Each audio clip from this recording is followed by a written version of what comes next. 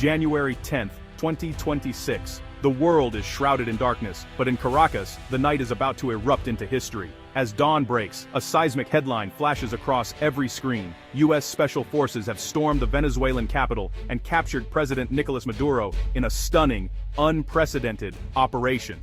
Operation Sovereign Justice, executed with breathtaking speed and precision, has thrown Venezuela and the entire world into chaos and confusion.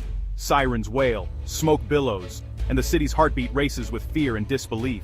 The Pentagon moves quickly to confirm the rumors. Maduro is now in U.S. custody, a development that few believed possible just hours before. The raid began in the dead of night with Black Hawk helicopters and stealth choppers slicing through the darkness, their engines thundering over the sleeping city. The world's most elite soldiers descended on Caracas with a single clear objective. Explosions shattered the silence, lighting up the skyline as elite teams stormed the Miraflores presidential palace and key military installations. The city was transformed into a battlefield in a matter of minutes. There was no warning, no negotiation. This was a decapitation strike, designed to end Maduro's rule in a single, decisive blow. For years, the U.S. had condemned Maduro's regime, accusing it of corruption and human rights abuses. But few, if any, expected direct military intervention. Until now. Now, as the sun rises, the streets of Caracas are a war zone. Gunfire echoes through the neighborhoods, armored vehicles patrol the avenues, and terrified civilians shelter in place, unsure of what comes next. Around the globe, people gather around televisions and phones watching live feeds in disbelief. A new chapter in international relations is unfolding before their eyes, and no one knows how it will end. Details remain scarce, but it's clear the operation was meticulously planned for months, if not years. Every move, every second was calculated to minimize resistance and maximize shock. The Pentagon claims the mission's goal was to restore democracy to Venezuela and end a deepening humanitarian crisis that has gripped the nation for years. Officials insist this was not an act of conquest, but of liberation. Maduro was taken alive, reportedly without injury, and is now being held at a secure, undisclosed location. His fate, and the fate of his government, remains uncertain. The Venezuelan government has gone silent. State television is off the air, government buildings are deserted, and the usual voices of authority have vanished. Caracas is gripped by a paralyzing uncertainty. The silence that follows the chaos is as deafening as the explosions that preceded it. People peer from windows, searching for answers in the smoky dawn. For ordinary Venezuelans, a night of terror has given way to a day of profound anxiety. Families huddle together, children ask questions no one can answer, and the city waits for news. Any news about what comes next. The capture of a sitting head of state by foreign forces is a seismic event, one that redraws the lines of global power and sets off a cascade of diplomatic crises. World leaders rush into emergency meetings, scrambling to respond to the new reality. The international community is in turmoil. Diplomats work the phones, the UN Security Council convenes in an emergency session, and alliances are tested as nations debate their next moves. The implications of this operation are only beginning to unfold. Journalists race to piece together the story, but the full consequences remain shrouded in uncertainty. The fate of Caracas, and perhaps the world order itself, now hangs in the balance. Every decision made in the coming hours will shape the future for millions. The raid's precision and audacity have changed everything overnight.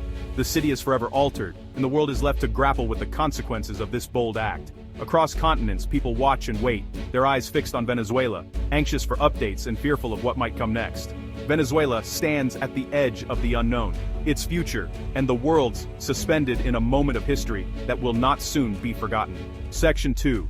The Assault on Caracas, a symphony of steel and silence, where the city's fate would be decided in the shadows. The attack began not with gunfire, but with a digital blackout. In a matter of seconds, U.S. Cyber Command unleashed a wave of cyber assaults that crippled Venezuela's military networks. Radars went dark, communications fell eerily silent, and command centers were left blind and deaf, unable to coordinate or call for help. With the city's defenses paralyzed, stealth helicopters swept in low from the Caribbean, their rotors muffled against the night air.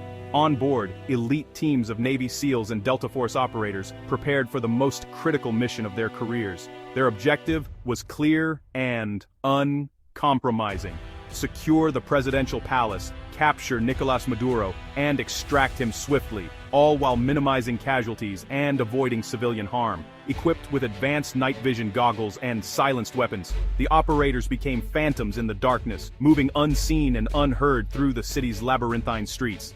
Simultaneously, coordinated raids struck at the heart of the regime's power, intelligence headquarters and militia barracks. Chaos erupted as key command posts were overrun, blocking any hope of an organized response. Controlled explosions echoed through the night, sealing off major roads and isolating the palace from reinforcements. The city's arteries were cut, trapping the regime's loyalists inside.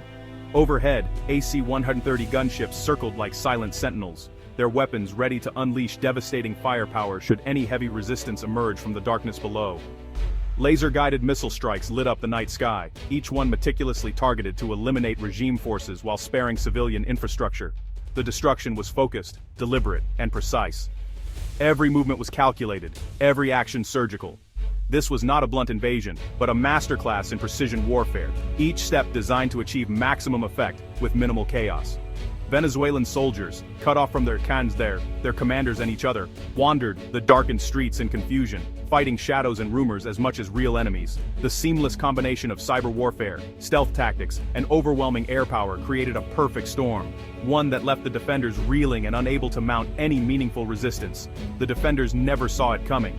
The assault was so swift and unexpected that many were caught still in their barracks, unable to even reach their weapons. In a matter of minutes, the city's power structure was shattered. Government buildings lay in ruins and the once bright lights of Caracas flickered out, replaced by the chaos of battle. U.S. forces moved with relentless efficiency, advancing block by block, their discipline and training evident in every maneuver. By dawn, Caracas was utterly unprepared for the storm that had swept through its heart, a city transformed overnight by a symphony of steel, silence, and unrelenting precision. Section 3. Cornered. The isolation and capture of a dictator. In the dead of night, as the city below held its breath, the world's attention zeroed in on the Miraflores palace. The air was thick with tension, and the fate of a nation hung in the balance. Suddenly, the silence was shattered. Helicopters thundered overhead, their searchlights slicing through the darkness as special forces descended onto the palace grounds. From every direction, elite teams converged, moving with precision and speed honed by months of planning. Palace guards, caught off guard by dead radios and flickering emergency lights, were quickly overwhelmed. Flashbangs exploded in blinding bursts, echoing through marble corridors while suppressed weapons barked in the chaos. The defenders, disoriented and outmatched, struggled to mount any resistance. Deep beneath the palace, President Maduro huddled in a fortified bunker. He watched in mounting horror as one by one, the security feeds went dark. The distant sounds of gunfire and shouts grew louder, signaling that the enemy was closing in. The bunker, once thought to be an impenetrable fortress, now felt more like a tomb. Every reinforced door and steel wall only delayed the inevitable. Years of painstaking intelligence work, and likely the help of insiders, had given U.S. forces a decisive advantage. Every corridor, every blind spot, every code had been mapped and studied. With a thunderous blast, a breaching team blew open the bunker door. Smoke and shouts filled the air as soldiers stormed inside, their movements swift and coordinated. Manos arriba, al suelo. Hands up. On the ground. The commands echoed off concrete walls, leaving no doubt that resistance was futile. Faced with overwhelming force and no way out, Maduro's guards dropped their weapons and surrendered, their faces etched with fear and disbelief. The president who had defied the world's superpowers for years was now reduced to a prisoner, his authority stripped away in an instant. The extraction was swift and clinical. Not a single shot was fired inside the bunker, as special forces moved with practiced efficiency, securing their high-value target.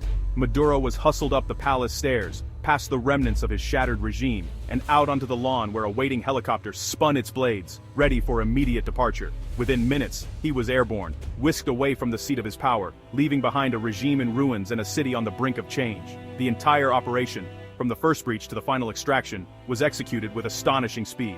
In less than 30 minutes, the fate of a nation was rewritten. The palace, once a symbol of unyielding power, fell with barely a fight. Its grand halls now echoed with the footsteps of new masters. The collapse of the regime was as sudden as it was total. Symbols of the old order were torn down, and the news spread like wildfire through the streets. Across the globe, millions watched in real time as history unfolded. News anchors struggled to keep up with the rapid developments, their voices filled with awe and disbelief. As dawn broke over Caracas, the city was left in stunned silence.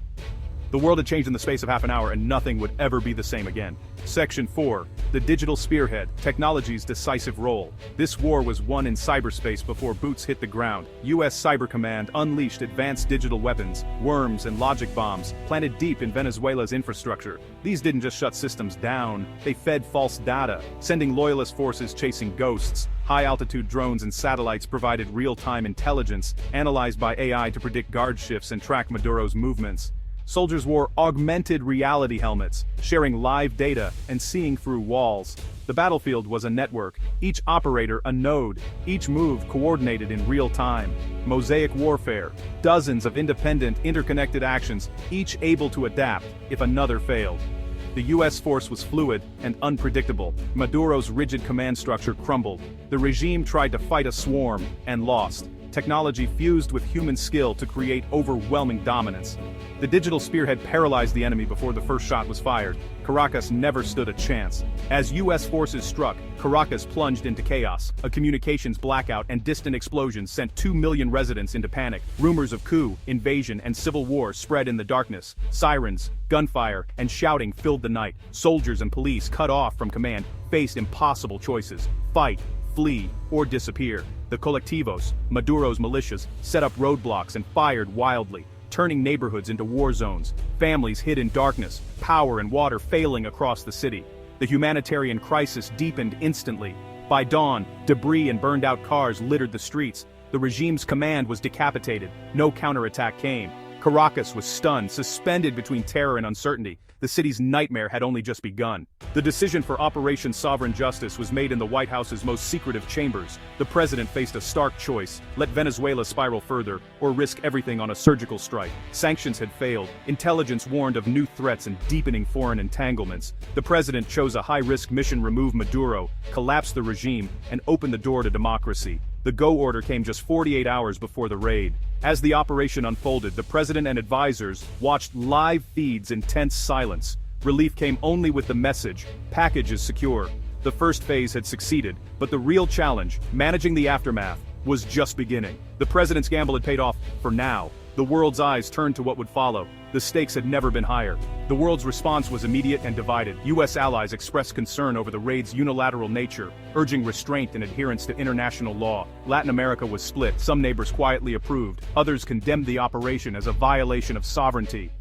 Russia and China, Maduro's key backers, denounced the raid as state terrorism and called for an emergency UN session. The UN became the epicenter of diplomatic crisis. The US defended its actions as necessary to prevent catastrophe. Russia and China prepared to block any resolution legitimizing the raid. The world's great powers were now locked in a tense standoff. The diplomatic fallout had only just begun.